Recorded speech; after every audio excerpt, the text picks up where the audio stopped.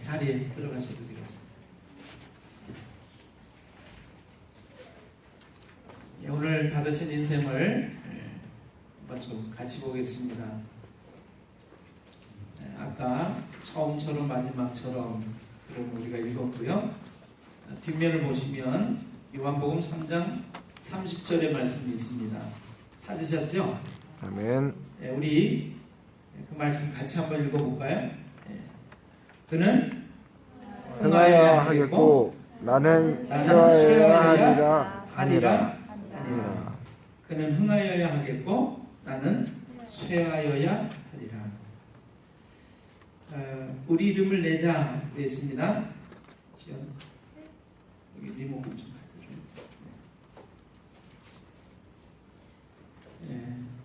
우리 이름을 내자. 사람들은 누구나 관심받고 싶어하고 사랑받고 싶어합니다. 그래서 자신의 존재감을 확인하기 위해 그 결과는 생각하지 않고 위험한 일을 시도하다가 어이없는 결과를 초래하기도 합니다. 2014년에서 2015년 2해 동안 인도에서는 127명이 셀카를 찍다가 사망을 했다고 합니다. 지난주에도 유튜브 스타를 꿈꾸다 어이없는 사건이 발생을 했습니다. 사랑하는 3살짜리 아이를 둔 가정에서 아내가 남편을 총으로 쏴 죽인 사건이 일어났습니다. 가장 위험한 영상을 찍어서 유명해지려 했던 커플이 두꺼운 책으로 과연 총알을 막을 수 있을까를 실험하다 여성이 남성을 살해하는 사건이 발생한 것입니다. 지인들은 위험하니까 하지 말라고 말렸어도 그들은 유튜브 조회수를 늘리고 유명해지고 싶다고 실험하다가 결국 비참한 결과를 초래했습니다. 인간들이 바벨탑을 쌓으려 했던 것도 우리 이름을 내고 흩어짐을 면하자였습니다. 여러분 창세기 보시면요, 하나님께서 세상을 아름답게 만드셨는데 그 아름다운 세상에 인간이 하나님처럼 높아지려고 하는 마음, 하나님처럼 되고 싶다는 마음을 가지고 하나님이 따먹지 말라고 하는 선악과라고 하는 열매를 따먹습니다. 그래서 죄가 세상에 들어오고 그 아름다운 에덴 동산에서 최초의 인류였던 아담과 하와가 쫓겨나죠. 그들이 자식을 낳고 세상이 또 많은 사람들이 이렇게 번성하게 됐을 때 하나님을 잃어버리고 잊어버리고 자기 마음대로 살아가던 그 사람들 가운데서 너무나 악한 모습을 보다 못하신 하나님께서 세상을 홍수로 심판을 하시죠. 그때 택함을 받은 사람이 노아라고 하는 사람이었습니다. 노아와 그의 8명의 가족들만이 방주에 배에 올라타서 살아남죠. 구원을 받습니다. 그들이 또 이 노아의 세 아들을 통해서 지금 우리가 세상에 살고 있는 온 인류가 퍼져나가게 됐어요. 많은 사람들이 또 번성하게 되고 살아가게 되면서 또 그들이 하나님을 잊어버리고 잃어버리고 그리고 자기 마음대로 살다가 어느 날 이 생각을 합니다. 우리가 이렇게 사는데 하늘 높은 곳까지, 하늘 닿는 데까지 우리가 탑을 좀 쌓자. 그래서 우리가 흩어짐을 면하고 우리 이름을 내자 이렇게 얘기합니다. 사람들 가운데서 내 이름이, 우리 이름이 대단하다는 것을 드러내고 싶은 마음에서 탑을 쌓죠. 그 탑이 바벨탑이라고 하는 탑입니다. 종종 우리들도 바벨탑을 쌓습니다. 사람들 앞에서 나 자신이 어떤 사람인가, 괜찮은 사람이라는 것을 드러내보고 싶어 하고 또 내 이름을 알리고 싶어 하죠. 근데 하나님께서 한 언어로 되어 있기 때문에 이 사람들이 한 생각과 한 일을 도모하는 것을 아시고 언어를 흩어놓으시죠. 그래서 바벨이라고 하는 게 흩어놓으신 다라고 하는 뜻인데 이 바벨로 인해서 이렇게 언어와 인종과 민족과 국가가 나눠지는 일이 생겼습니다. 그때 사람들이 했던 이야기가 우리 이름을 내자라고 하는 것이었어요. 우리 이름을 내자. 자, 여러분 조금 전에 유튜브 영상 저도 그런 생각이 들더라고요. 이렇게 댓글을 이렇게 제가 어떤 올린 글에 사람들이 막 댓글을 달면서 관심을 표명하면요, 괜히 기분이 좋더라고요. 한 사람, 두 사람, 다섯 사람, 열 사람 이렇게 아는 척하고 막 댓글을 달아주면 행복하더라고요. 근데 내가 올린 글에 대해서 별로 사람들이 관심을 갖지 않고 알아주지도 않는 것 같을 때 왠지 마음이 펑한 것 같습니다. 유튜브라고 하는 영상을 올리는 그런 사이트를 통해서 사람들이 수만 명, 수십만 명, 막 수백만 명이 볼 때 그 영상을 올린 사람들은 막 희열을 느낍니다. 야, 내가 올린 것들이 이렇게 사람들이 관심을 갖는구나. 그래서 조금 전에 우리가 보신 대로 인도에서 셀카를 찍는 거죠. 위험한 영상을 이렇게 탁 찍어서 올리면 사람들이 관심을 가지고 막 보는 거예요. 그래서 한 부부가 실험을 합니다. 총을 쏘는데 이만한 두께면 총알이 뚫을 수 있을까 없을까? 그래가지고 그 두꺼운 책을 갖다 대고 총을 쏘는 거죠. 근데 불행히도 총알이 그 두꺼운 책을 뚫고서 남편을 죽게 만들었던 것입니다. 사람들이 이렇게 이름을 내려고 하는 것에 목숨을 거는 그 이야기가 한 예라고 하겠습니다. 자, 그래서 여러분 한번 보실까요? 그 글의 중간쯤을 보시면, 자, 지인들은 위험하니까 하지 말라고 말렸지만 그들은 유튜브 조회수를 늘리고 또 유명해지고 싶다고 하면서 실험을 하다가 결국 비참한 결과를 초래했습니다. 인간들이 바벨탑을 쌓으려 했던 것도 우리 이름을 내고 흩어짐을 면하자라고 하는 것이었습니다. 성경은 다음과 같이 말씀합니다. 사람이 온 천하를 얻고도 제 목숨을 잃으면 무엇이 유익할까? 좋아요 클릭 수가 많아서 유명해진다고 한들 자신의 목숨을 잃으면 어리석은 사람이요, 이 땅에서 모든 부귀영화와 명예와 권세를 얻는다고 한들 그 영혼이 구원을 받지 못한다면 무슨 의미가 있을까? 모든 부귀영화를 다 누렸던 지혜의 왕 솔로몬은 다음같이 말을 합니다. 전도자가 가로되 헛되고 헛되며 헛되고 헛되니 모든 것이 헛되도다. 사람의 본분은 하나님을 경외하고 그 명령을 지키는 것이다. 아멘. 여러분, 오늘 본문의 말씀은 그는 흥하여야 하겠고 나는 쇠하여야 하리라 하는 것입니다. 제가 춘천에 갔는데요, 같은 동기 목사, 저보다 나이가 어린 동생 목사가 목회를 하는 교회를 갔다 온 적이 있습니다.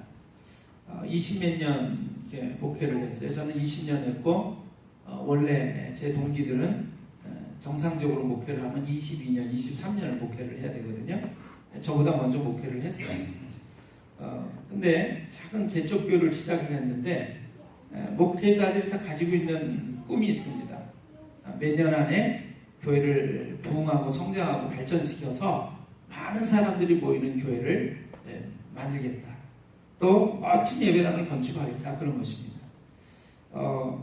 굉장히 힘들게 개척교회를 시작했는데 상가를 하나 얻어서 결국에 그 상가를 또 분양을 받아가지고 지금 22년째 목회를 하고 있는 거예요. 갔는데 가서 이제 예배를 드리는데 동기 목사가, 동생 목사가 이 말씀을 얘기를 하더라고요. 그는 흥하여야 하겠고 나는 쇠하여야 하리라. 그러면서 22년 동안 자기의 삶의 가장 목표가 뭐였냐면 그분이 드러나는 것이었습니다. 이렇게 얘기를 하더라고요.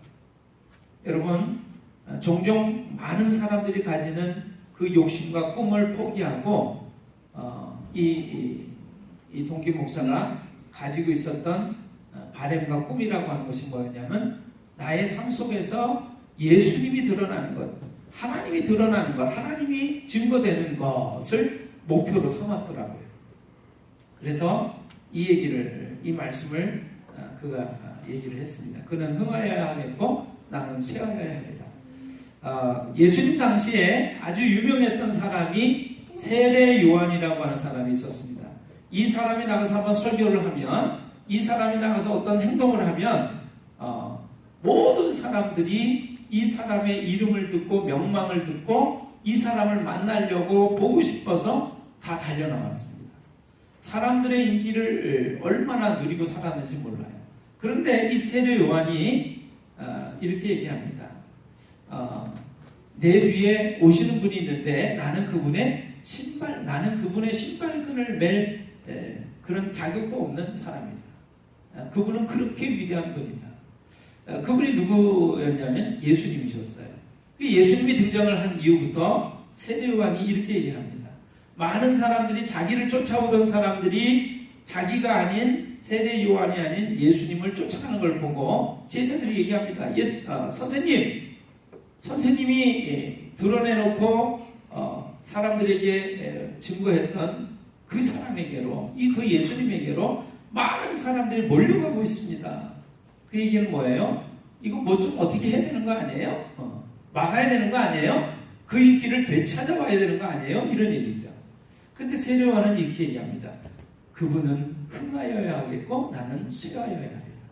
여러분, 우리가 신앙생활을 하면서 저도 목회자지만 목회를 하면서 여러분에게 그분을 증거하면서 그분이 더 드러나고 그분이 여러분들 마음속에 더 가득 차고 커지기를 바라야지, 그분이 점점 작아지고 목사인 제가 더 크게 드러나거나 또는 집사인, 권사인 여러분의 삶이 더 크게 드러나게 된다면 그것은 성경이 말하고 있는 하나님이 원하시는 삶의 모습이 아니라고 저는 믿습니다.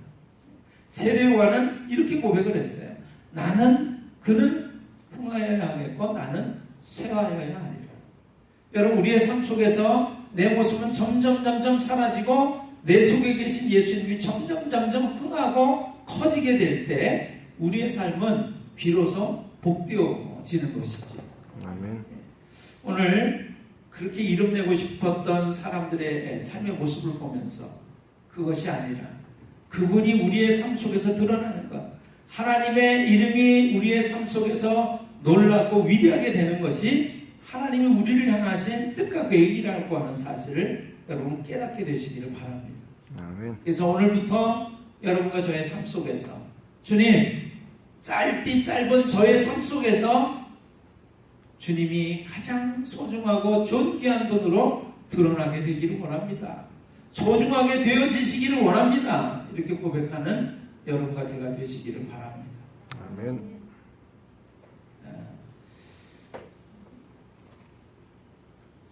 제가 말씀을 준비하면서